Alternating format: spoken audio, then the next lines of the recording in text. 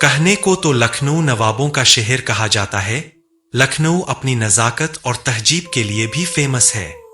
यहाँ पर ऐतिहासिक स्थल, धार्मिक स्थल, विश्वविद्यालय और संग्रहालय है जो इस शहर की समृद्धि और प्रसिद्धि दोनों बढ़ाते आए हैं।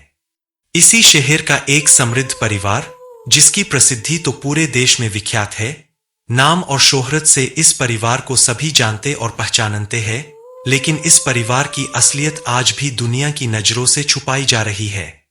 जुलाई 1990, 10 दिन हो चुके हैं, बारिश रुकने का नाम नहीं ले रही। आज भी सुबह से बारिश हो रही है। मौसम विभाग ने बाढ़ की आशंका जताते हुए कई इलाकों को खाली करवाना शुरू कर दिया है। सूर्यवंशी हवेली के एक बड़े से कमरे में टीवी ऑन है। 8 से 15 साल के उम्र के कई सारे बच्चे, जिनमें एक भी लड़कियां नहीं है, टीवी के सामने बैठे न्यूज देख रहे हैं। सभी बच्चे खुश हैं। जून की छुट्टियों के बाद जुलाई के खराब मौसम ने उनकी छुट्टियां जो बढ़ा दी है। उनकी हंसी ठिठोली के बीच सफेद धोती कुर्ता में एक अधेड़ उम्र का व्यक्ति कमरे में दाखिल होता है। उसे देखते ही बच्चों की हंसी ठिठोली सन्नाटे में बदल जाती है। जयराज सूर्यवंशी परिवार के सबसे बड़े और इन सभी बच्चों के दादाजी हैं, लेकिन इन बच्चों को इन्हें दादाजी कहने का अधिकार नहीं है। यह अधिकार पाने के लिए इन्हें एक जंग लड़नी होगी। यह जंग उन्हें दूसरों के खिलाफ नहीं बल्कि आपस में ही एक दूसरे के खिलाफ लड़की होगी। जो बच्चा जंग जीतेगा उसे घर का वारिस के साथ साथ सभी रिश्तों से भी नवाजा जाएगा। बाकी के बच्चों को परिवार में कोई अधिकार नहीं मिलेगा, उन्हें सिर्फ जिम्मेदारियां मिलेंगी, वारिस की गुलामी करने की जिम्मेदारी। जयराज को देखते ही सभी बच्चों ने नजरें झुका ली। जयराज ने सभी बच्चों को एक नजर देखा। उनकी नजर एक 11 साल के बच्चे पर जाकर रुक गई। सांवला रंग, कद काठी में बेहद दुबला, हड्डियां शरीर से बाहर झांक रही है, जैसे महीनों से खाने को एक दाना नसीब ना हुआ हो। शरीर पर कई सारे जख्म के निशान, जैसे उसे बहुत मारा गया हो। उंगलियों को मूव करते हुए वो उन्हें अपनी आंखों के पास लाता और फिर एकदम से अपनी आंखों को बंद कर लेता।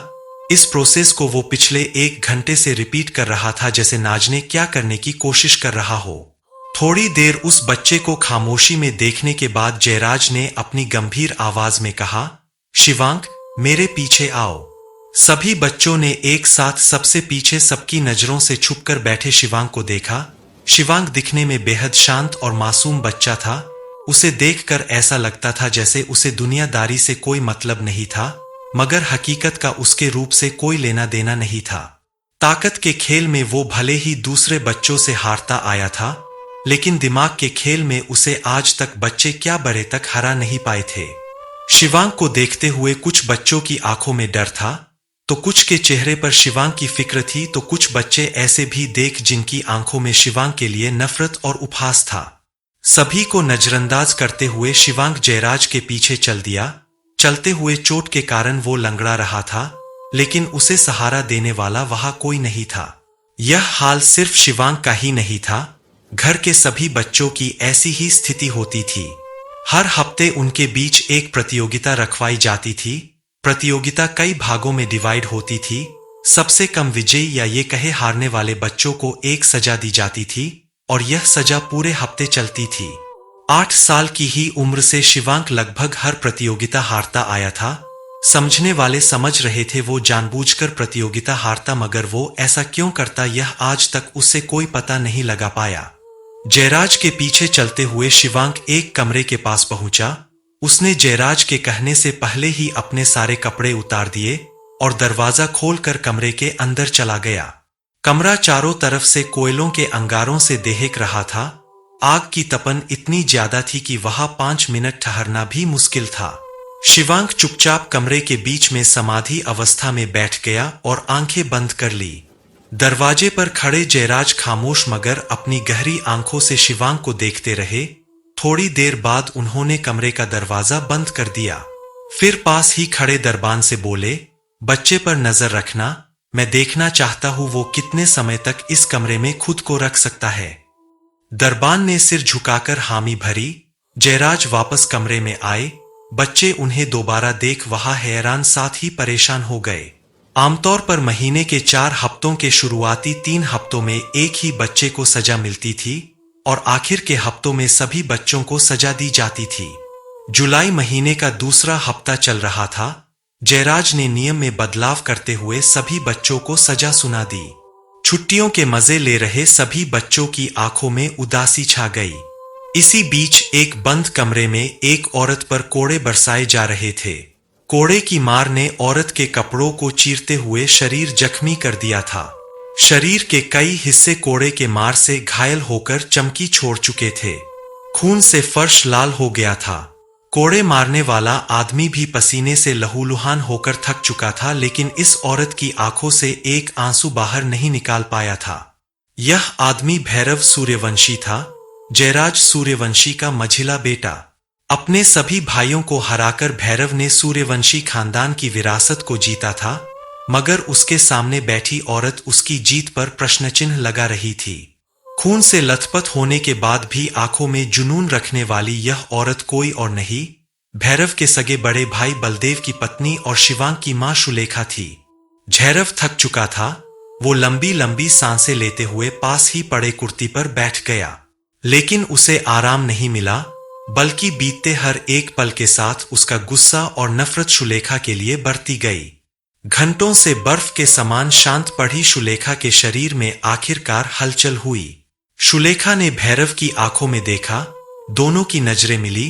भैरव आंखें आग उगल रही थी, वही शुलेखा की आंखें उसका मजाक उड़ा रही थी। भैरव ने दांत किटकिटाते हुए कहा, मैं तुझसे आखिरी बार पूछ रहा हूं, समक्ष कहाँ है? कहाँ छुपाया है तूने उसे? समक्ष? शिवांग का जुड़वा बड़ा भाई। 6 साल तक समक्ष भी शिवांग के साथ सूर्यवंशी हवेली में रहा था, मगर एक दिन वो अचानक से गायब हो गया।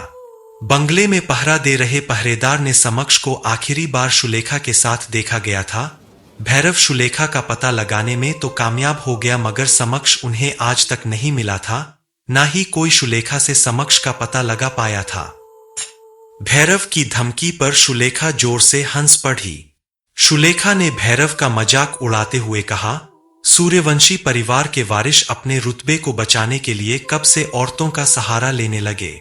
लगता है सूर्यवंशी खानदान ने अपना वारिस परखने में गलती कर दी है। तू तो एक नामर्द निकला, ना एक बच्चे का पता लगा पाया, ना ही मेरा मुंह खुलवा पाया। तू वो नपुंसक है जो सिर्फ बंद कमरे में अपनी मर्द। भैरव से शुलेखा की बेइज्जती बर्दाश्त नहीं हुई। उसने शुलेखा के गले में कोड़े लपेटकर उसका गला घोट दिया और इस तरह शुलेखा की अधूरी बात उनके मौत के साथ अधूरी ही धफम हो गई। लेकिन भैरव इतने पर ही नहीं रुका। शुलेखा ने उसकी मर्दांगी पर सवाल उठाया था। वो गुस्से में अपना आपा खो चुका था। शुलेखा के कपड़ों को उसके जिस्म से अलग करके उसने शुलेखा के मृतक शरीर के साथ अपनी हवस को मिटाया। वो तब तक नहीं रुका जब तक उसका गुस्सा शांत नहीं हो गया। अपनी पैंट पहनते हुए उसने शुलेखा के नग्न जिस्म पर थूकते हुए कहा, साली कामिनी, मर्दांगी देखनी थी इसे, साली कुतिया, मर गई साली। भैरव ने जाते जाते एक लात शुलेखा के चेहरे पर मारा। मार से शुलेखा का चेहरा दीवार से जा टकराया और इसी के साथ उसकी खुली आंखें बंद हो गई। कमरे का दरवाजा खुलते ही बाहर खड़े बलदेव ने भैरव के आगे सिर झुका लिया। उम्र में वो भले ही भैरव से बड़ा था, मगर सूर्यवंशी खानदान में उम्र, रिश्ते, मर्यादा इन सब की कोई अहमियत नहीं थी। उबासी लेते हुए भैरव ने बलदेव को देखा, फिर अपने गर्दन की अकड़न को दूर करते हुए उसने 2 बार सिर दाएं बाएं घुमाते हुए उसने हंसते हुए बलदेव से कहा, साली मेरे को नामर्द बोल रही थी, नहीं बोलती तो आज जिंदा होती। यह सुनते ही बलदेव की आंखें बड़ी हो गई, मगर जैसे ही भैरव ने उसे देखा उसने फिर नजरें झुका ली। भैरव ने कहा, उसे मैंने मारा है, यह किसी को पता नहीं चलना चाहिए। पिताजी के सामने क्या बोलना है यह तू सोच लेना, और एक बात, अपने बेटे के मैटर को जल्द जल्द खत्म कर। अगर नहीं मिल रहा तो उसके जगह कोई दूसरा बच्चा लाकर पिताजी के सामने रख दे, बाकी मैं संभाल लूंगा। बलदेव ने एक गुलाम की तरह भैरव की हर बात पर हामी भरी। भैरव के जाने के बाद वो कमरे में आया। शुलेखा के जिस्म पर एक भी कपड़ा नहीं था, सिर्फ जख्म और खून थे। यह देख बलदेव के कदम ठहर गए।